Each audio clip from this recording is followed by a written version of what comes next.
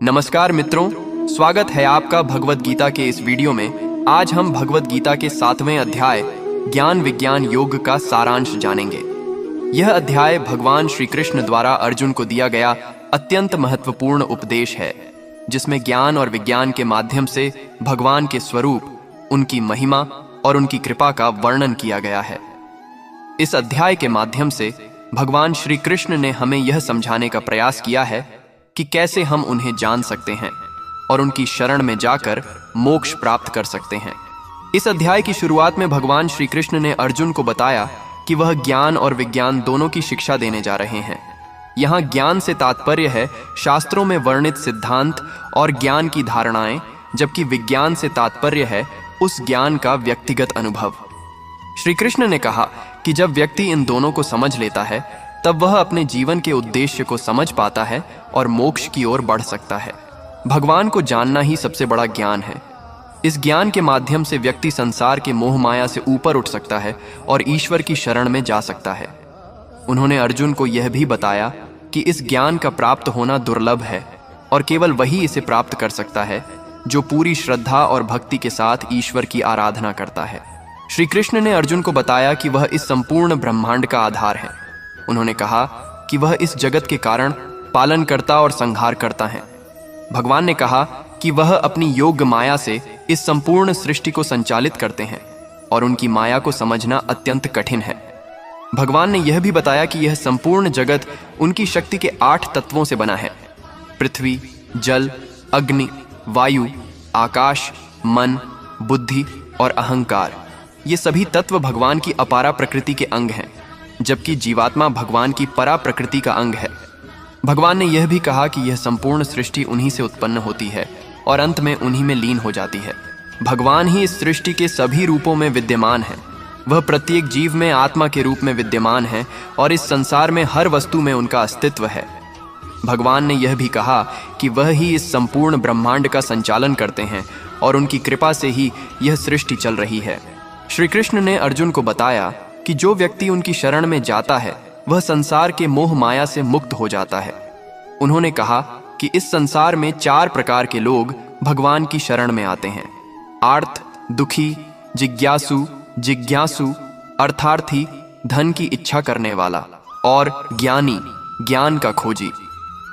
इन चारों में से ज्ञानी को श्री कृष्ण ने सबसे श्रेष्ठ बताया, क्योंकि वह बिना किसी स्वार्थ के भगवान की आराधना करता है और सच्चे अर्थों में भगवान को जानने का प्रयास करता है।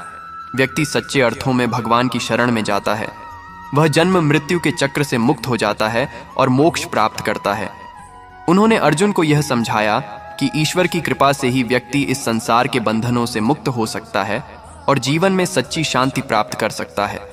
ईश्वर को जानना और समझना अत्यंत कठिन है। उन्होंने कहा कि बहुत से लोग इस संसार में जन्म लेते हैं, लेकिन उनमें से बहुत कम ही लोग सच्चे अर्थों में ईश्वर को जान पाते हैं।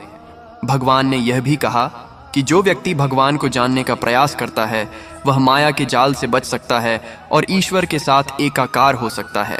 संसार माया से ढका हुआ है और माया के कारण लोग ईश्वर के असली स्वरूप को नहीं देख पाते। माया के कारण ही लोग संसार के सुखों में फंसे रहते हैं और ईश्वर से दूर रहते हैं। लेकिन जो व्यक्ति माया को पहचान लेता है और ईश्वर की शरण में जाता है, वही सच्चे अर्थों में भगवान को जान सकता है। श्री कृष्ण ने इस अध्याय में अर्जुन को असुरी और दैवी प्रवृत्तियों का वर्णन किया। उन्होंने बताया कि असुरी प्रवृत्तियों वाले लोग संसार के मोह माया में फंसे रहते हैं और अपने स्वार्थ के लिए गलत कार्य करते हैं। ऐसे लोग ईश्वर से दूर रहते हैं और माया के जाल में फंसे रहते हैं। दूसरी ओर दैवी प्रवृत्तियों वाले लोग सच्चे अर्थों में धर्म का पालन करते हैं और ईश्वर की शरण में रहते हैं। ऐसे लोग संसार के मोह माया से दूर रहते हैं और ईश्वर की आराधना में लगे रहते हैं। श्री कृष्ण ने कहा कि जो व्यक्ति दैवी प्रवृत्तियों का पालन करता है, वही सच्चे अर्थों में मोक्ष प्राप्त कर सकता है। श्री कृष्ण ने अर्जुन को बताया कि भगवान अद्वितीय हैं और उनके समान कोई दूसरा नहीं है। उन्होंने कहा कि भगवान ही इस संपूर्ण ब्रह्मांड के संचालक हैं और उनकी शक्ति से ही यह संसार चल रहा है। भगवान ने यह भी कहा कि वह ही इस संसार के सभी जीवों के पालक हैं और उनकी कृपा से ही सभी जीव जीवित रहते हैं। भगवान की शक्ति अपार है और उन्हें समझना अत्यंत कठिन है। उन्होंने कहा कि भगवान के बिना इस संसार में कुछ भी संभव नहीं है और उनकी कृपा के बिना कोई भी जीवित नहीं रह सकता। भगवान ने यह भी कहा कि वह इस संसार के सभी जीवों के भीतर विद्यमान है और उनकी कृपा से ही सभी जीव जीवित रहते हैं। श्री कृष्ण ने अर्जुन को बताया कि जीवन का अंतिम लक्ष्य मोक्ष प्राप्त करना है। उन्होंने कहा कि मोक्ष प्राप्त करने के लिए व्यक्ति को ईश्वर की शरण में जाना चाहिए और उनकी आराधना करनी चाहिए। श्री कृष्ण ने कहा कि जो व्यक्ति सच्चे अर्थों में भगवान को जानता है और उनकी शरण में जाता है वही मोक्ष प्राप्त कर सकता है। भगवान ने यह भी कहा कि मोक्ष प्राप्त करने के लिए व्यक्ति को संसार के मोह माया से दूर रहना चाहिए और अपने जीवन को धर्म के मार्ग पर चलाना चाहिए। जो व्यक्ति भगवान की शरण में जाता है वह संसार के सभी बंधनों से मुक्त हो जाता है और मोक्ष प्राप्त करता है।